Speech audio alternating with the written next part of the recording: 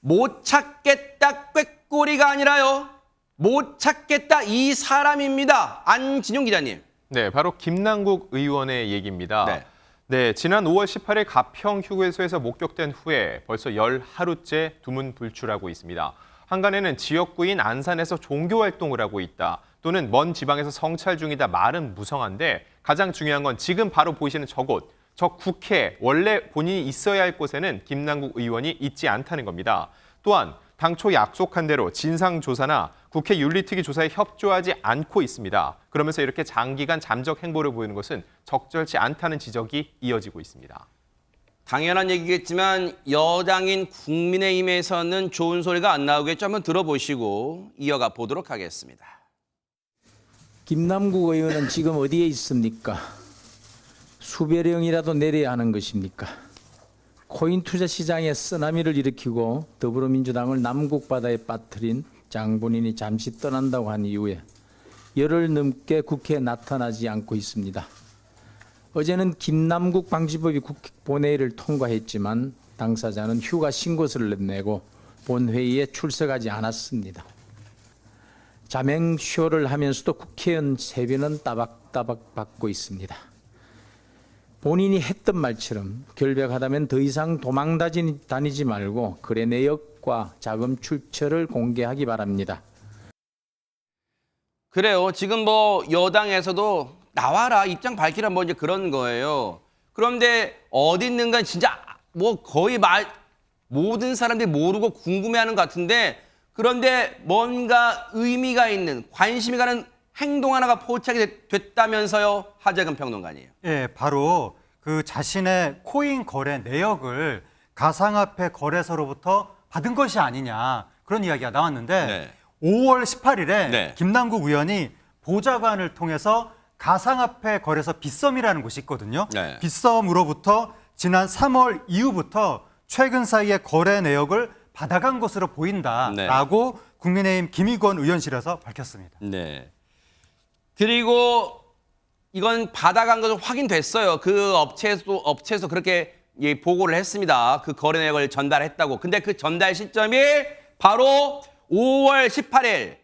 하재근 평론가님, 5월 18일이 바로 그 가평 휴게소에서 포착된 날 당일 아닌가요? 예, 가평 휴게소에서 그날 이제 5.18 기념식도 있었는데 네. 거기에 참석하지 않고 가평 휴게소에서 포착이 됐다고 해서 저 모습이잖아요. 네. 상당히 화제가 됐던 모습인데, 네. 그런데 그날 거래 내역을 받아갔다고 하면 그때, 추정을 네, 해보면 그렇죠. 아마도 그 거래 내역을 받아서 모처에 가서 자신의 과거 거래 내역이나 행적을 아하. 스스로 좀 돌아보는 것이 아닌가. 네. 그러니까 혹시 추정을 해보면 김남국 의원이 자신의 과거 행적이나 거래 내역을 스스로 잘 기억을 못하는 것이 아닌가라는 느낌이 좀 있어가지고 네. 해명이 좀 안 맞는 경우도 있었잖아요. 네. 그러다 보니까 워낙 많이 거래도 했고 했으니까. 왜 근데 빗썸걸 받았어요? 그 5월 예, 18일 날? 그런데 이제 그 알려진 바에 따르면 네. 빗썸이라는 거래소에서 김남국 의원이 전자지갑을 개설했었다고 합니다. 네. 그러니까 거기서 자료를 받아서 내가 언제 어떻게 거래를 했구나. 네. 그걸 이제 알아보러 가는 길이었을 수도 있고. 네. 그리고 또 알려진 바에 따르면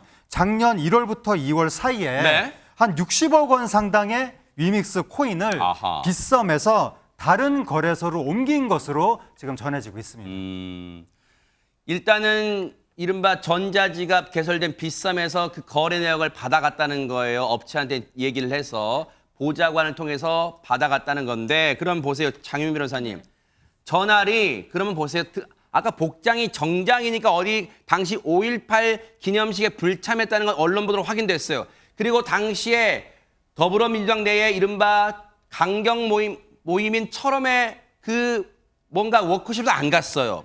그러면 저 등산복 차림으로 어딘가 모처에서 빗썸으로 제출받은 내역을 가지고 보좌진들 또는 뭔가 이쪽에 금융 전문가들과 함께 지금 뭔가 대책을 논의하고 있다고 우리가 추정해 볼 수 있는 거예요? 충분히 그렇게 추정해 볼 수 있을 것 같습니다. 지금 당장 국민의힘 측에서 제기되는 비판은 세배를 받는데 의정활동을 제대로 수행 못하는 형국인 거 아니냐라고 지적하는 거 아니겠습니까?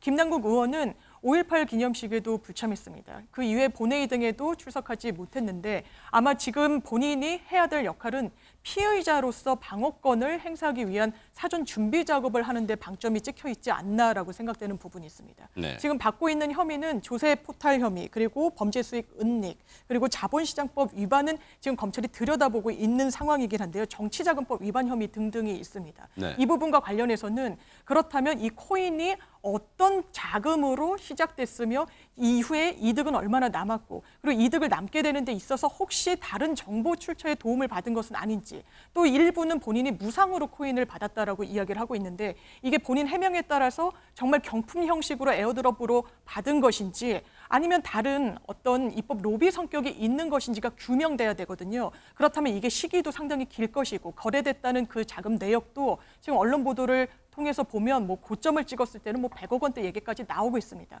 그렇다면 이 부분을 타임라인상 하나하나씩 사실관계 정리해 나가는 부분에 좀 더 집중을 하고 있는 것으로 보입니다.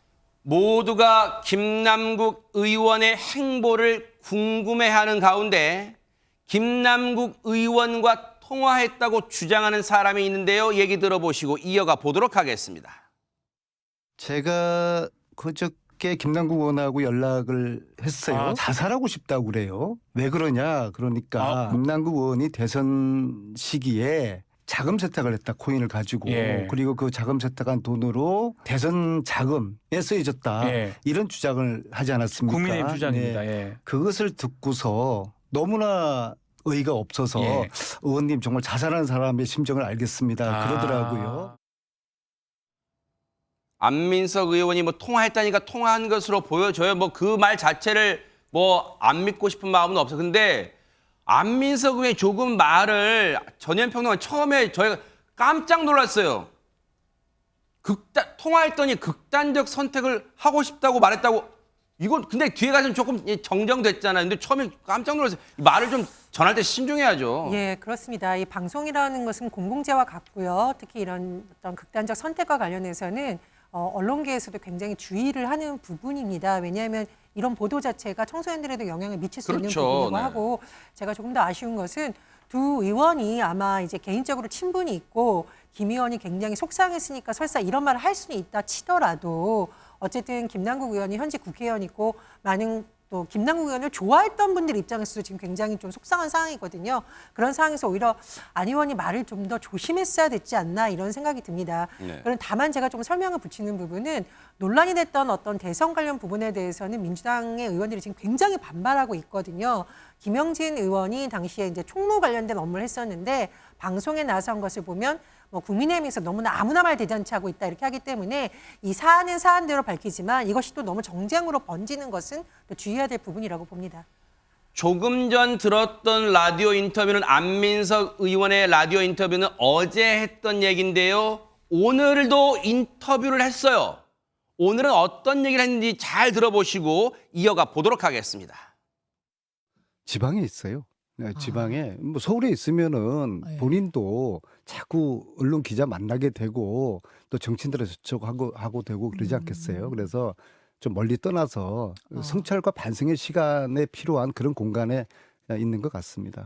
저는 10일이 아니라 100일도 필요하다면은 성찰과 반성의 시간은 의미가 있다고 보고요. 단지 어제 의원이니까 그러면 100일 정도 성찰하려면 의원직은 내놓고 성찰해야 되죠. 계속 휴가를 내서 성찰하는 거는 그러면 오래 걸리지는 않을 것 같고요. 뭐 곧 아마 돌아오지 않을까 그런 생각을 합니다. 어제는 좀 목소리가 좀 좋아진 듯 했습니다.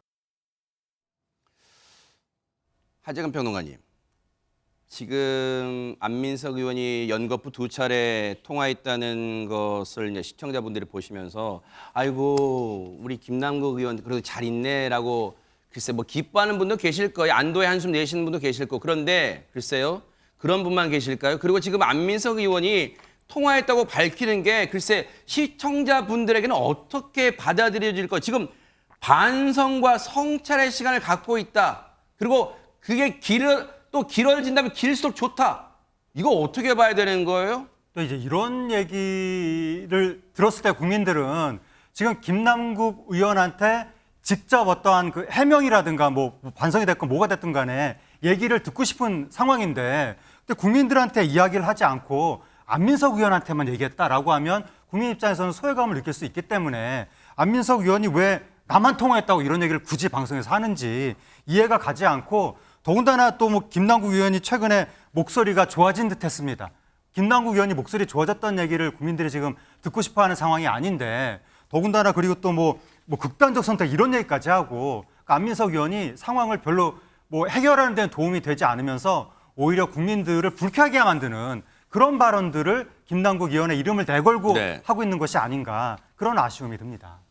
안민석 의원님은 축하드립니다. 김남국 의원과 친분이 확실히 있는 걸로 밝혀졌으니까 축하드립니다. 계속해서 친분 유지하시기를 바라겠습니다.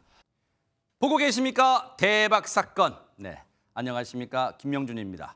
여러분과 함께하는 뉴스파이터. 다양한 소식과 뉴스를 보고 싶으시면 화면 오른쪽을 꾹 눌러 구독해 주시길 바랍니다. TV로도 유튜브로도 여러분께 한 발 더 다가가겠습니다.